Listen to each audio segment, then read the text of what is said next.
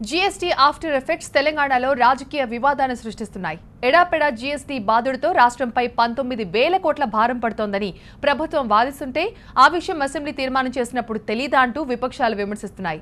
కోర్టుకెళ్లైనా కొన్ని అంశాలకు మినహాయింపు తెచ్చుకోవాలన్న ప్రభుత్వం ఒకవైపు ఎలా సాధ్యమవుతుందో చెప్పన్నట్టు ప్రతిపక్షాల విమర్శలు మరోవైపు. టోటల్గా జీఎస్టీ వార్ కొనసాగుతోంది. దేశవ్యాప్తంగా జీఎస్టీ అమలవుతోంది. ఒకే పన్ను విధానం ఒక రకంగా దేశానికి మేలైనా రాష్ట్రంపై పెను ప్రభావం చూపుతోందని సతమతమవుతోంది తెలంగాణ ప్రభుత్వం. Mission Bhagiratha, mission Kakatiya, double bedroom ఇళ్లు, సాగు, తాగునీటి ప్రాజెక్టులపై జీఎస్టీ భారం చెప్పలనివిగా ఉంటోందంటోంది. 12% ప్రభావం కారణంగా 2,20,00,000 రూపాయల విలువైన పథకంపై 19,000 కోట్ల అదనపు భారం పడుతోందని చెబుతోంది. అందుకే పార్లమెంటు సాక్షిగా గళమెత్తి కేంద్రంపై ఒత్తిడి తెస్తామంటున్నారు టీఆర్ఎస్ ఎంపీలు.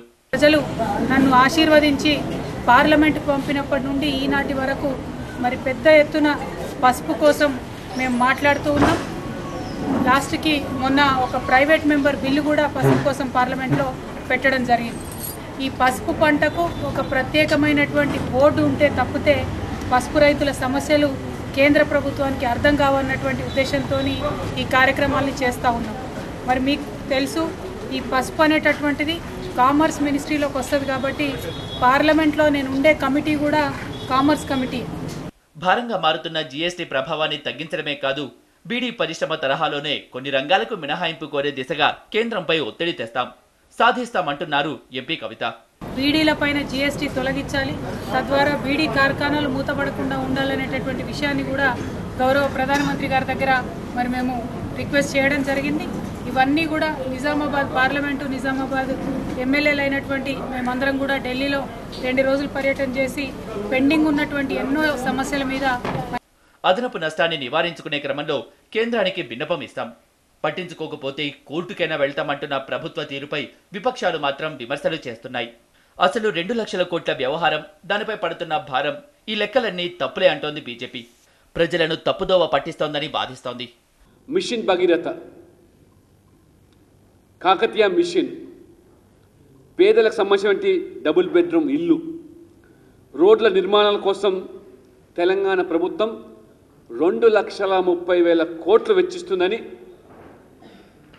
ప్రభుత్వం చేపట్టే ఈ పనులపైన 12% పన్ను విధించడం వల్ల రాష్ట్ర ప్రభుత్వానికి అదనంగా 19,000 కోట్ల రూపాయల భారం పడుతుందని చెప్పి ముఖ్యమంత్రి గారు చెప్తున్నారు.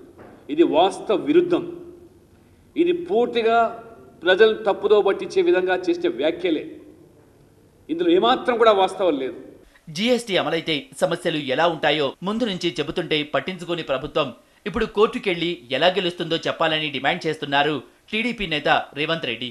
మీరే కేంద్ర ప్రభుత్వం పెట్టిన సమావేశాలలో ఆమోదం తెలిపినరు. మీరే ముఖ్యమంత్రిగా ఉండి మీ నాయకత్వంలోనే శాసనసభలో బిల్లును ప్రవేశపెట్టి ఏకగ్రీవంగా ఆమోదింపజేసి కేంద్ర ప్రభుత్వానికి తెలంగాణ రాష్ట్ర ప్రభుత్వ ఆమోదం కూడా తెలుపుతున్నామని మీరు తీర్మానం చేసి పంపడం జరిగింది. అంటే ఈరోజు అదనపు భారం ఏదైతే జీఎస్టీ ద్వారా తెలంగాణ ప్రజల మీద పడుతుందో దీనికి తెలంగాణ ప్రభుత్వము మీరే ప్రత్యక్షంగా భాగస్వాములయ్యి ఆమోదింపజేసి కేంద్ర ప్రభుత్వానికి మీరు పంపించిన తర్వాత ఈరోజు మీరు ఎవరి మీద కేసులు వేస్తారని నేను అడుగుతున్నా. అంటే మీరే ఆమోదిస్తారు, మీరే భాగస్వాములు అవుతారు, మీరే పన్నులు పెంచుతారు, మీ మీద మీరే కేసు వేసుకుంటారా?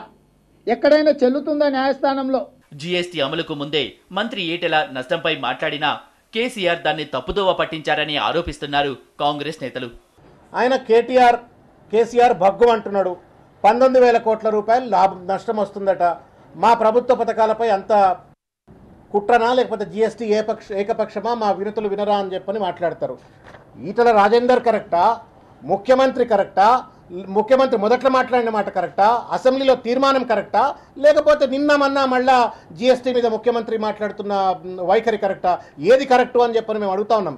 పిల్లల పరాచికలుగా ఉందా ముఖ్యమంత్రి గారు? మీకేమైనా 1,000 కోట్ల రూపాయల ఇంపాక్ట్ కలిగించేటువంటి అతిపెద్ద చట్టాన్ని ప్రభుత్వం ఏకోన్ముఖంగా ఈరోజు ఒక ఫెడరల్ వ్యవస్థకు, ఫెడరల్ స్ఫూర్తికి విఘాతం కలిగించే విధంగా, రాష్ట్రాల ఆధిపత్యాన్ని భగ్నం కలిగించే రీతిలో ఒక ఒత్తిడి తీసుకొచ్చి ఇంప్లిమెంట్ చేస్తూ ఉంటే, ఒకప్పుడేమో మంచిగా ఉందంటాం, అసెంబ్లీలో తీర్మానం చేస్తావు, మళ్ళా నిన్ననేమో ఈ డ్రామాలు ఆడుతా ఉన్నాము. ఇవి పిల్లల పరాచికాల ముఖ్యమంత్రి గారు అని చెప్పి మేము ప్రశ్నిస్తా ఉన్నాం. ఒకే పన్ను విధానంపై విపక్షాలన్నీ ఏకమయ్యాయి. జీఎస్టీని ఆమోదించడం వెనుక ఒప్పందాలేంటని ప్రశ్నిస్తున్నాయి. ఇటు టీఆర్ఎస్ మాత్రం రాష్ట్రాభివృద్ధి దృష్ట్యా జీఎస్టీకి మద్దతిచ్చినా రాష్ట్రానికి నష్టం జరిగితే మాత్రం సహించే ప్రసక్తే లేదంటోంది. మరి దీనిపై కేంద్రం వైపు నుంచి ఏం సమాధానం వస్తుందో చూడాలి.